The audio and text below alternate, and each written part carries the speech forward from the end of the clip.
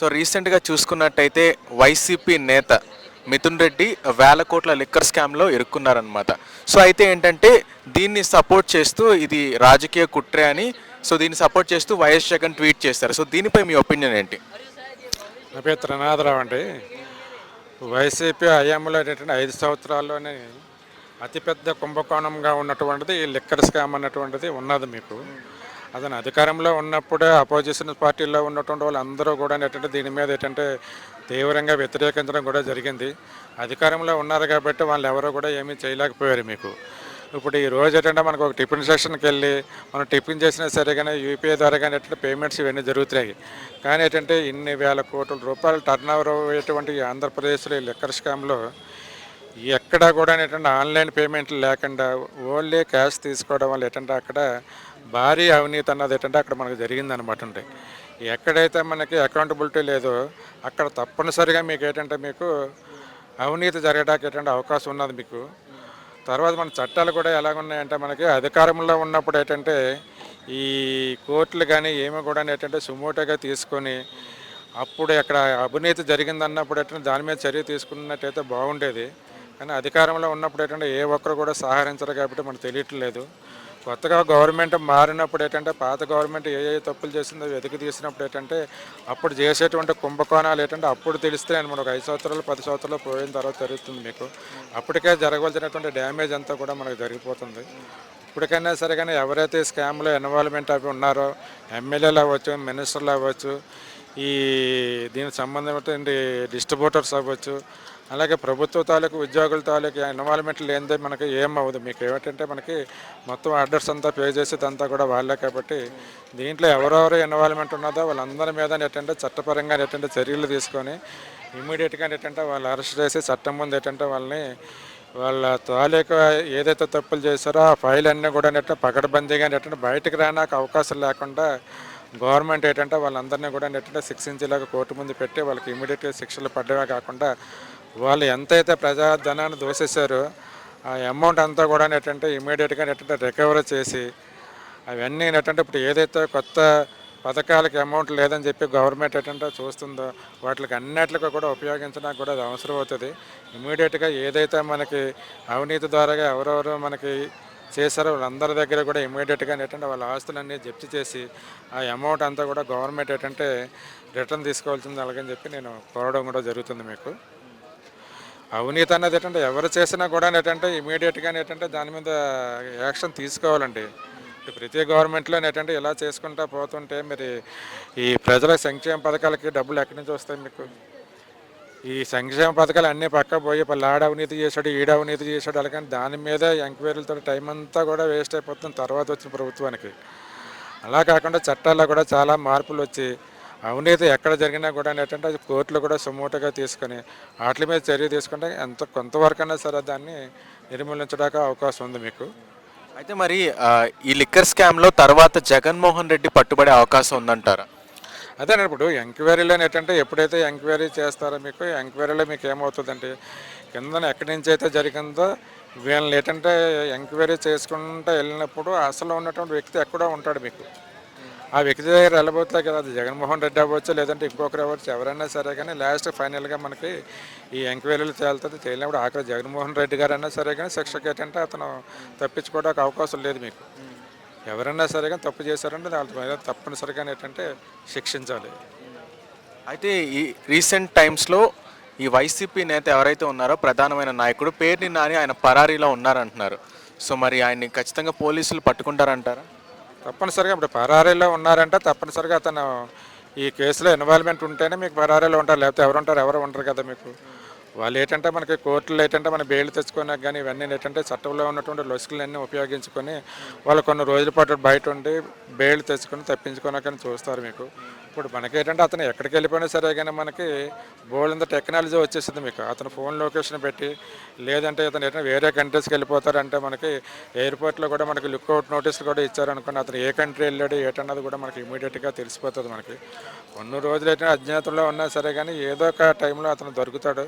తప్పనిసరిగా అతను కూడా శిక్షించాలి. అతనేనే కాదు, దాంట్లో ఎంతమంది ఇన్వాల్వ్మెంట్ ఉన్నారో అందరినీ కూడా శిక్షించాలి.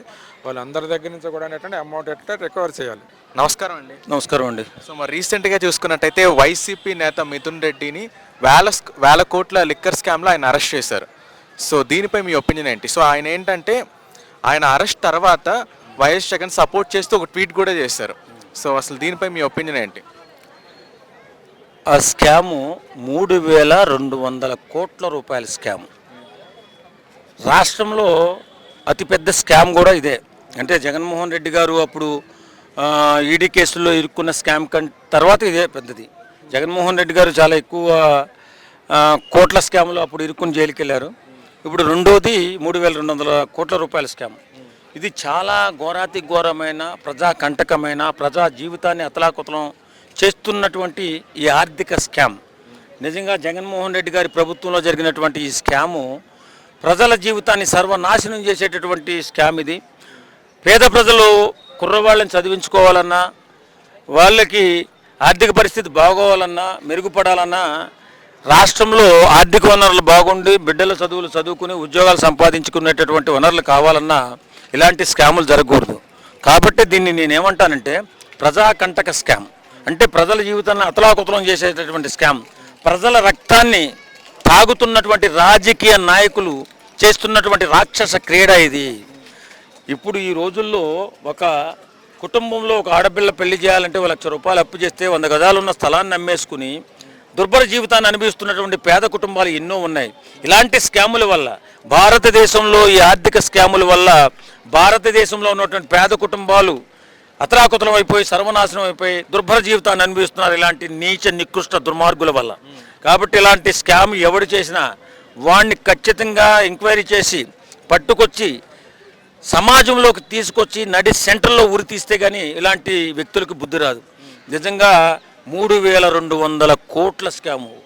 ఎక్కడ 1,000 రూపాయలు సంపాదిద్దామంటే నాలాంటోడు పొద్దున్నే వెళ్తే సాయంత్రం దాకా 1,000 రూపాయలు రావట్లేదే.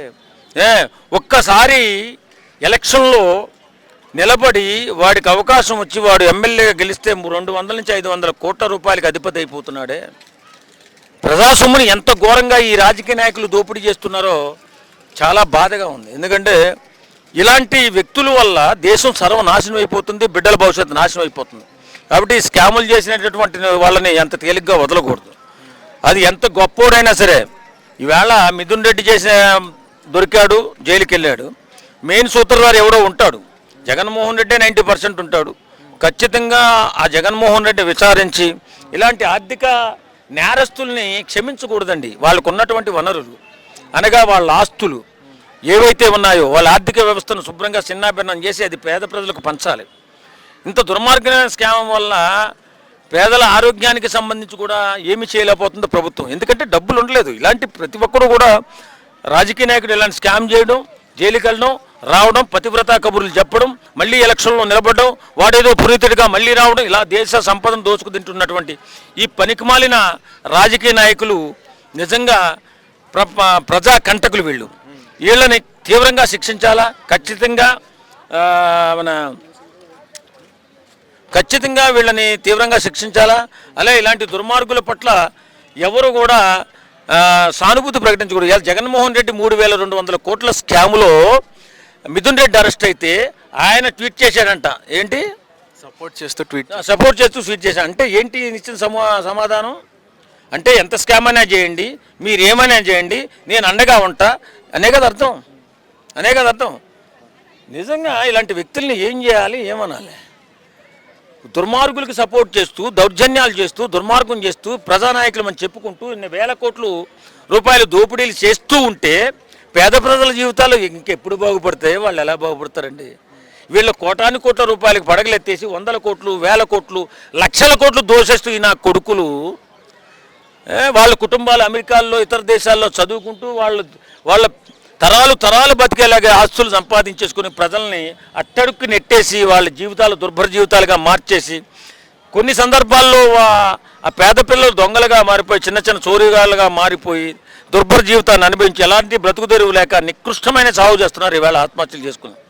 కానీ ఈ దొంగలు మాత్రం బ్రహ్మాండమైన జీవితాన్ని రాజభోగాలు అనుభవిస్తూ వాళ్ళ ఇష్టానుసారంగా దోపిడీ చేస్తూ వాళ్ళ బిడ్డలము ఎక్కడెక్కడో చదువుతూ ఈ పేదవాడి ఆరోగ్యం కానీ పేదవాడి సంక్షేమం కానీ పట్టించుకోకుండా చేస్తున్నటువంటివి ఇలాంటి రాజకీయ దొంగల్ని నడి సెంట్రల్లో తీసుకొచ్చి ఉరేయాలా, ఖచ్చితంగా ప్రజలకు న్యాయం చేయాలా.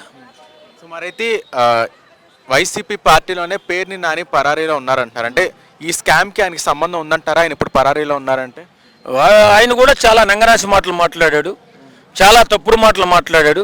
పవన్ కళ్యాణ్ గారి పట్ల చాలా నీచాతినీచమైన మాటలు మాట్లాడినటువంటి దుర్మార్గుడు పేర్ని నాని.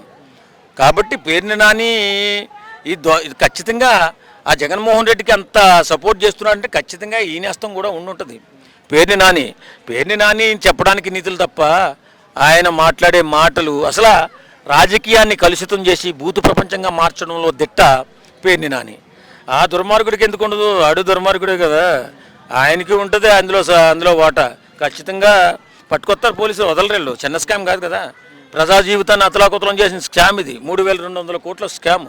ఖచ్చితంగా పట్టుకొస్తారు, ఆయన్ని కూడా తొక్కి జైల్లో వేస్తారు.